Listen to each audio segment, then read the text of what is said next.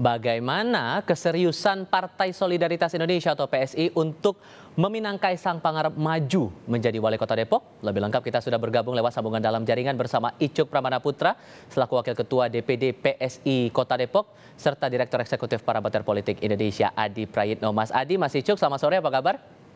Selamat sore Mas Iqbal. Terima kasih semuanya sudah bergabung bersama kami. Tadi dibilang oleh Pak Muhammad Iqbal, juru bicara PKS nih Mas Icuk, ini keinginan sepihak PSI aja, nggak ada keseriusan juga dari Mas Kaisang, gimana tuh? Kami memang ini kan dorongan masyarakat ya Mas ya, ini permintaan masyarakat dan ini ikhtiar kami. Kami sebagai anak muda Kota Depok ingin melakukan perubahan.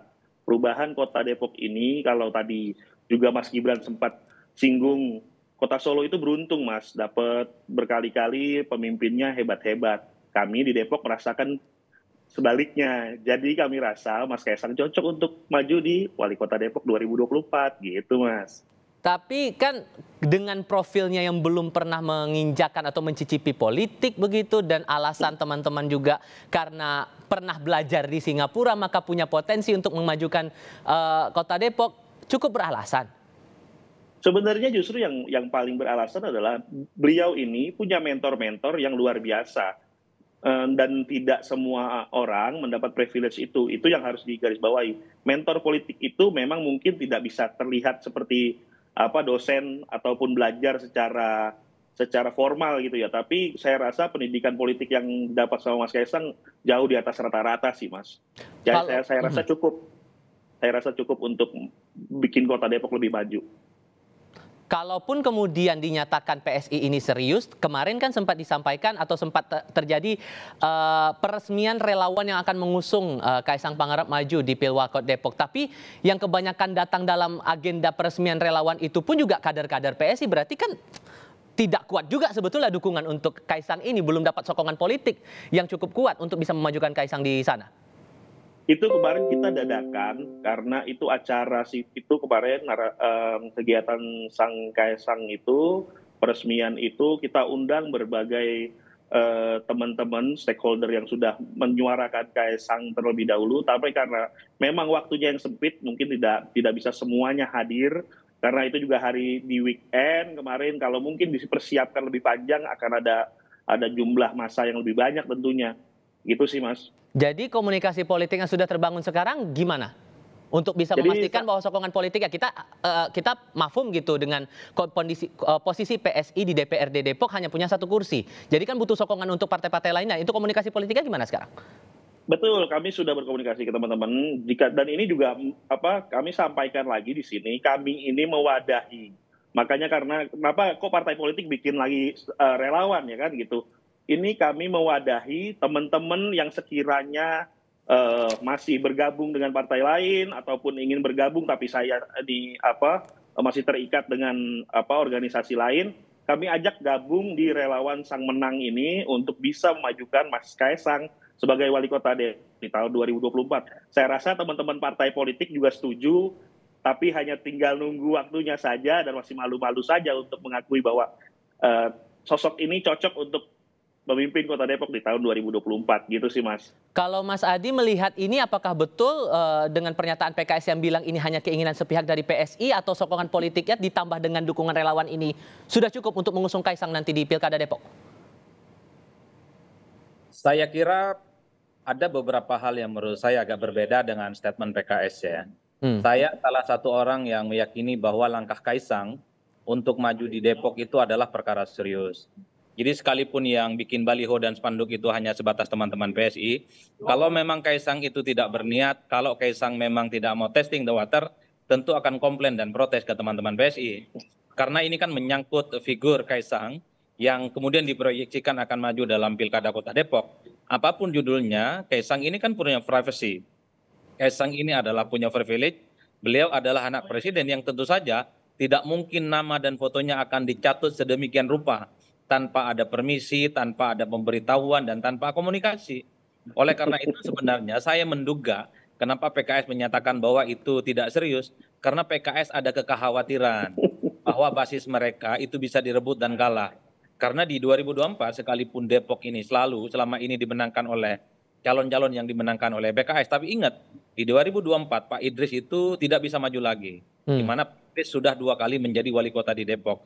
Oleh karena itu, sekalipun PKS memiliki basis yang kuat di Depok, karena juga hanya memajukan orang-orang yang juga relatif baru, harus butuh kerja keras dan tentu saja belum tentu memenangkan pertarungan di 2024. Karena yang dilawan ini punya nama besar, Kaisang, anak presiden, dan tentu saja akan lebih sangat mudah untuk diamplifikasi untuk mendapatkan dukungan-dukungan politik dari berbagai kalangan. Ini yang mesti dibaca. Jangan hanya lihat Kaisang yang baru mau terjun ke politik. Jangan lihat Kaisang yang dianggap tidak punya background politik. Tapi lihatlah Kaisang sebagai anak presiden yang sangat mungkin akan begitu banyak bala bantuan di luar PSI yang tentunya akan berdatangan kalau memang Kaisang serius ingin maju di 2024. Saya ingat persis dengan Gibran di 2000 berapa waktu ikut pilkada beberapa tahun lalu di di Kota Solo, semua orang meragukan. Iya. Gibran misalnya tidak punya latar belakang politik. Latar belakang pebisnis begitu kan ya? Betul. Misalnya ikut partainya pun juga tidak terlampau lama masuk ke PDIP, tapi kemudian memenangkan pertarungan dengan mudah. Oleh karena itu, variabel Kaisang sebagai anak presiden tentu menjadi kekhawatiran yang cukup signifikan. Sehingga PKS ini sebenarnya dalam tanda kutip ingin mencoba mendowngrade apa yang dilakukan oleh teman-teman PSI itu hanya sebatas ore-ore, hanya sebatas iseng-iseng, bahwa Kaisang sebenarnya tidak serius ingin ikut tanding di kota Depok. Tapi bagi saya, adanya foto, adanya billboard, ini bukan perkara gampang. Pasti sudah ada komunikasi dan yang paling penting, billboard dan baliho ini berbiaya mahal, Mas. Itu tidak gratis, itu tidak datang dari hamba Tuhan. Bukan, Sehingga, itu butuh logistik, butuh amplifikasi yang kemudian kelihatan cukup sistematis di berbagai tempat. Sehingga Anda melihat bahwa PSI ini posisinya pragmatis karena posisinya Kaisang adalah anak presiden dan pasti terkenal, maka diusunglah nama itu. Pada prinsipnya semua partai politik pasti pragmatis, Mas. Kalau kita melihat PSI selama ini kan memang partainya partai pemerintah. Kemana gerak politik Jokowi, ke situlah kemudian PSI berlabuh. Jadi kalau ada anak presiden, keluarga terdekatnya juga ingin maju, apalagi ini Kaisang, tentu PSI berada di barisan terdepan untuk mengambil bendera yang kemudian akan memenangkan pertarungan dimanapun itu ada, termasuk Kaisang di kota Depok gitu ya. Yang kemudian bisa menjelaskan kenapa PSI agresif, karena sampai saat ini Kaisang secara deklaratif belum memutuskan kira-kira akan maju lewat partai manapun. Tapi saya hakul yakin kalau Kaisang menyatakan siap maju di kota Depok, saya kira akan begitu banyak partai politik di luar PSI yang juga akan melamar Kaisang untuk mendaftar dan serius ikut bertanding di 2024. Tadi pas saya tanyakan soal PSI pragmatis, tadi Mas Icuk sempat ketawa, itu benar begitu Mas? Ya, seperti yang dibilang sama Mas Adi, semua partai juga membutuhkan elektabilitas kan. Tentunya tokoh-tokoh yang dimunculkan juga pastinya diharapkan untuk mendongkrak suara kan, itu poinnya kan. Jadi saya rasa semua partai juga melakukan hal yang sama, Mas. Tidak terlepas, tapi kalau misalnya di Depok, kami ini butuh sosok yang betul-betul sekiranya mampu bisa mendobrak kekuasaan PKS selama 20 tahun. Jadi nggak bisa kalau kita pasang nama-nama yang sekiranya kurang ya. Maksudnya dalam artian untuk kans menangnya kurang, kami juga nggak berhitung juga nih kalau misalnya kita pasang yang lain bagaimana. Dan ternyata teman-teman relawan di bawah, masyarakat di bawah, nggak bisa kalau bukan orang sembarangan gitu loh. Maksudnya kita nggak asal acomot atau kita pasang artis atau siapapun kayaknya akan kurang maksimal gitu untuk memenangkan kontestasi ini gitu, Mas. Faktanya kita juga lihat kan dalam secara datanya, catatan politiknya saja sejak daerah ini dimekarkan selama 4 periode, selama 20 tahun. Partai Keadilan Sejahtera yang menguasai kawasan kota Depok ini. Sehingga wajar kiranya PKS dalam beberapa kesempatan menyampaikan tetap optimistis nih, bisa mempertahankan basis suaranya di kota Depok walaupun nanti harus bersaing dengan Kaisang kalaupun itu jadi ya. Kita coba dengar lagi pernyataan juru bicara PKS Muhammad Iqbal berikut ini. Tanggapan kami terkait majunya Mas Kaisang, rencana majunya dimajukan Mas Kaisang di Depok sebagai wali kota, saya kira itu adalah hanya kemauan dari sepihak dari PSI. Karena PSI ini nggak memiliki tokoh ya, dan kursinya juga nggak cukup. Jadi saya kira menggadang-gadang Mas Kaisang ke Depok hanyalah sebuah wacana dan bukan dari keseriusan Mas Kaisang sendiri. Untuk itu bagi kami di PKS,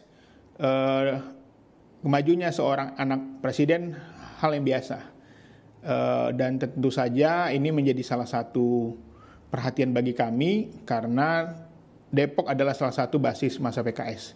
Kami tidak khawatir, tidak gentar, dan silakan saja kita bertarung dengan fair, tidak akan menghalangi, dan tentu saja kami mempersiapkan diri dengan baik.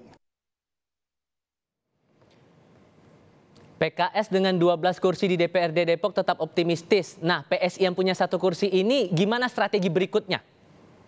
Sebetulnya strategi selanjutnya adalah kami akan menyiapkan 6 kursi dari 10 kursi yang dibutuhkan untuk pencalonan Mas Kaisang. Jadi Targetnya diharapkan ya? dengan target kami ini 6 kursi.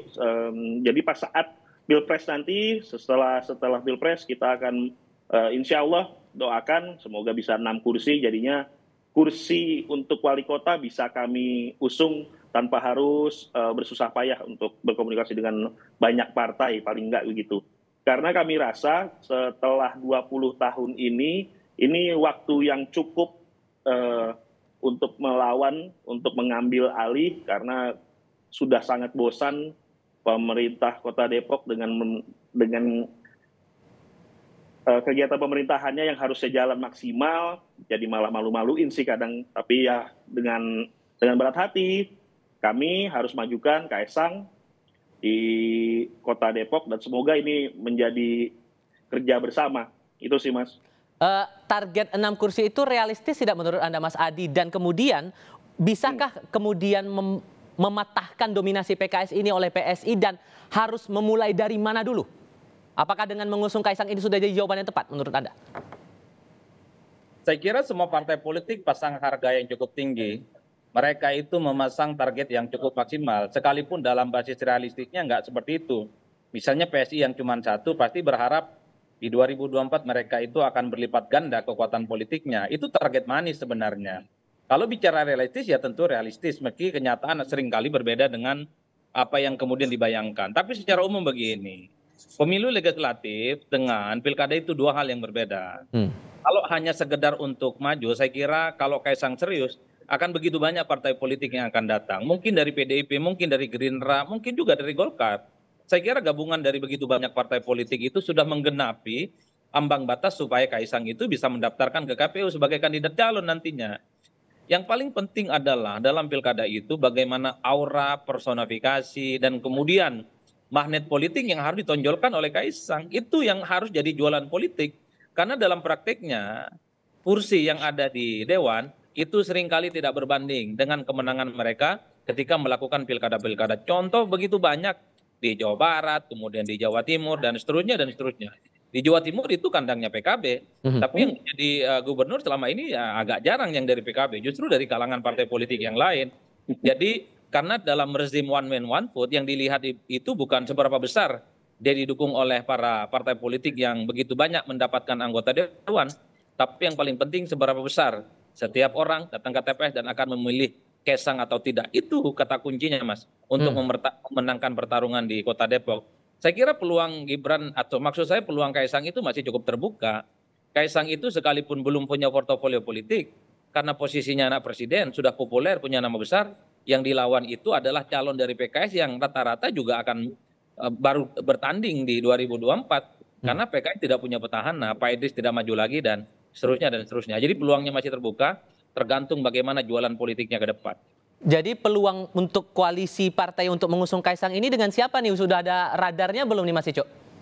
Wah, sebenarnya kami membuka komunikasi, tapi kan masih pada malu-malu nih. Kalau dengan kesempatan ini, sekaligus kalau misalnya ada teman-teman partai politik yang nonton, mungkin ayo kita gabung bareng-bareng, karena kita tahu perubahan itu harus disegerakan, tidak bisa menunggu lagi gitu. Komunikasi politik yang sudah berjalan dengan siapa, Mas? Teman-teman Golkar kemarin kita sudah sempat pas acara kemarin sebenarnya kita ngundang Bang Farabi untuk menjadi salah satu pembicara. Kemudian Gerindra juga walaupun lewat jalur informal ya, kami ngobrol-ngobrol aja. Bagus nggak nih kalau misalnya kita majuin Kaisang?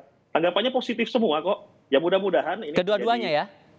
Ya, mudah-mudahan ini menjadi satu wadah ya perjuangan bersama gitu. Mudah-mudahan sih ya, Mas ya. Oke, singkat saja Mas Adi. Kalau begitu peluangnya dan melihat peta dari Depok sejauh ini, maka Kaisang harus bagaimana kemudian kalaupun akan serius? Karena kan yang terlihat sekarang cuma kode-kode saja begitu. Pertama, Kaisang harus memastikan akan maju di Pilkada Depok. Yang kedua, Kaisang harus segera memutuskan dari partai apa Kaisang akan maju.